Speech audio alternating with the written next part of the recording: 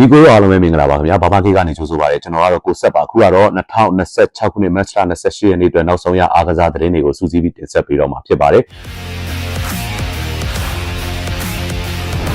ပထမဦးဆုံးအနေနဲ့နီးပြဂွာဒီယိုလာဟာလာမယ့်နွေရာသီမှာမန်စီးတီးကနေအံ့အားသင့်ဖွယ်ထွက်သွားနိုင်ခြေရှိတယ်လို့စပိန်မီဒီယာတွေကရေးသားခဲ့ကြတဲ့သတင်းဖြစ်ပါတယ်ဂွာဒီယိုလာဟာ2029ခုနှစ်ထိမန်စီးတီးနဲ့စာချုပ်သက်တမ်းရှိတဲ့သူဖြစ်ပါတယ်။ဒါပေမဲ့ဂွာဒီယိုလာဟာမန်စီးတီးကိုပြီးပြည့်စုံတဲ့အသင်းအဖြစ်တကြော့ပြန်တိစောက်ဖို့နှစ်အနည်းငယ်အချိန်ယူလုပ်ရမှာကိုမလုပ်ချင်တော့တာကြောင့်ယာရုကနေအနားယူသွားတာမျိုးဖြစ်နိုင်ခြေရှိတယ်လို့စပိန်မီဒီယာတွေကရေးသားခဲ့ကြတာပါ။ဂွာဒီယိုလာဟာလက်ရှိဘောလုံးရာသီမှာကြုံတွေ့ခဲ့ရတဲ့အခြေအနေတွေအရမန်စီးတီးကိုကစားသမားတစ်တွေအားဖြည့်ပြီးပြည့်စုံတဲ့အသင်းဖြစ်အောင်2နှစ်ကနေ3နှစ်ထိအချိန်ပေးတိစောက်ရမယ်လို့သဘောပေါက်သွားပြီးဖြစ်တယ်လို့အဲ့ဒီလိုလုပ်ဖို့နဲ့အသင်းအတွက်ရေရှည်အကျိုးရှိအောင်ရည်ရွယ်ပြီးယာရုကနှုတ်ထွက်နိုင်ခြေရှိတယ်လို့စပိန်မီဒီယာတွေကရေးသားခဲ့တာပါ။ဂွာဒီယိုလာယာရုကနှုတ်ထွက်သွားရင်ဘိုင်ယန်မြူနစ်နီးပြကုမ္ပဏီနဲ့ဂျီရိုနာနီးပြမိုက်ကယ်တို့ဟာမန်စီးတီးနီးပြတစ်ဖြစ်လာနိုင်တယ်ဆိုတဲ့ခန့်မှန်းချက်တွေလည်းပေါ်ထွက်လျက်ရှိနေပါတယ်ခင်ဗျာ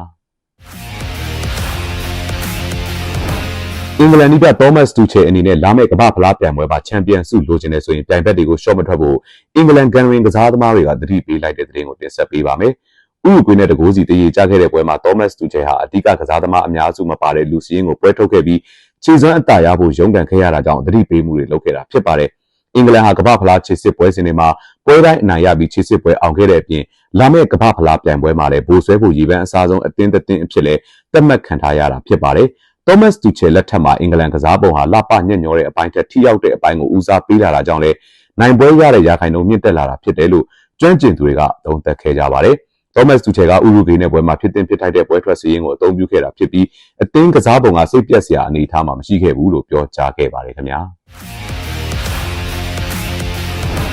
အင်္ဂလန်လက်ရွေးစင်အသင်းသက်ကစားရင်ဒဏ်ရာရသွားခဲ့တဲ့မာတီဂူကြောင့်အာဆင်နယ်ဟာတိုက်စစ်ပိုင်းမှာအားနည်းမှုတွေနဲ့ရင်ဆိုင်ရဖို့ရှိနေတဲ့သတင်းကိုတင်ဆက်ပေးပါမယ်။မာတီဂူဟာဥရုဂွေးနဲ့ကစားခဲ့တဲ့ပွဲမှာအင်္ဂလန်အတွက်ကစားရင်ဥရုဂွေးနောက်ခံလူရိုဒရီဂိုအကွီရီနဲ့ထိခိုက်မိပြီးဒဏ်ရာရခဲ့တာပါ။ဒဏ်ရာကြောင့်ပွဲဆက်မကစားနိုင်တော့လို့ပွဲချိန်39မိနစ်မှာမာတီဂူကိုလူစားလဲခဲ့ရတယ်လို့အာဆင်နယ်အသင်းစီပြန်ပို့ခဲ့တာကြောင့်ဒဏ်ရာကပြင်းထန်နိုင်တယ်လို့သတ်မှတ်ခံထားရပါတယ်။တိုက်စစ်အသားပေးကွင်းလေကစားသမားတွေဖြစ်တဲ့အိုဒီဂက်နဲ့အက်ဇီတို့ဒဏ်ရာရနေတဲ့အပြင်ဆာကာကလည်းတချို့ပွဲစဉ်တွေမှာပုံမှန်ခြေစွမ်းပြဖို့ရုန်းကန်ရတယ်လို့ဖြစ်နေချိန်မှာမာတီဂူဟာအာဆင်နယ်တိုက်စစ်အတွက်အားထားနေရသူဖြစ်တာကြောင့်သူဒဏ်ရာရသွားတာကအာဆင်နယ်တိုက်စစ်ကိုအကျိုးသက်ရောက်မှုတွေဖြစ်ပေါ်စေမှာဖြစ်ပါတယ်။အင်္ဂလန်နီးပြသောမတ်တူချယ်ကအင်္ဂလန်ဆေးအဖွဲ့ဘက်ကအာဆင်နယ်အတွက်ပိုကောင်းဖို့ရည်ရွယ်ပြီးမာတီဂူကိုအာဆင်နယ်ဆေးအဖွဲ့စီကိုလွှဲပေးခဲ့တာဖြစ်တယ်လို့ပြောကြားခဲ့ပါတယ်။မာတီဂူရဲ့ဒဏ်ရာအခြေအနေမပြင်းထန်မှုဆုတောင်းနေရတယ်လို့လည်းအာဆင်နယ်နီးပြအာတေတာကပြောကြားခဲ့ပါတယ်ခင်ဗျာ။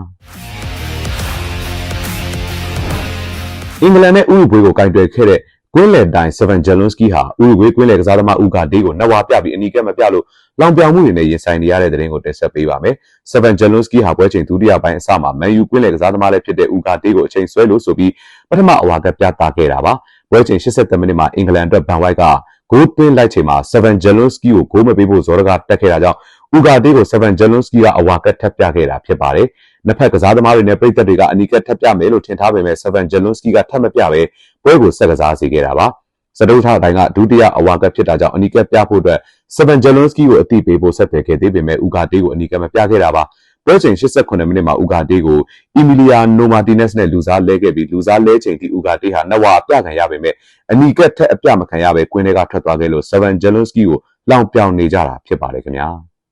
ဒီကနေ့အတွက်နောက်ဆုံးရသတင်းတွေကိုကျွန်တော်တို့ဘာမခေတ်ကနေညီကိုတို့အားလုံးအတွက်စူးစီးပြီးတင်ဆက်ပေးခဲ့တာပါဒီပေါ်မှာညီကိုတို့ထင်မြင်စားချက်တွေကိုကျွန်တော်တို့ဘာမခေတ်ရဲ့ဗီဒီယိုတွေအောက်မှာ comment လေးတွေပေးသွားနိုင်တယ်လို့ကျွန်တော်တို့ဘာမခေတ်ရဲ့ဗီဒီယိုတွေကိုစုံပြီးကြည့်ရှုပေးတဲ့အတွက်လည်းညီကိုတို့အားလုံးကိုအထူးပင်ကျေးဇူးတင်ရှိပါတယ်ခင်ဗျာ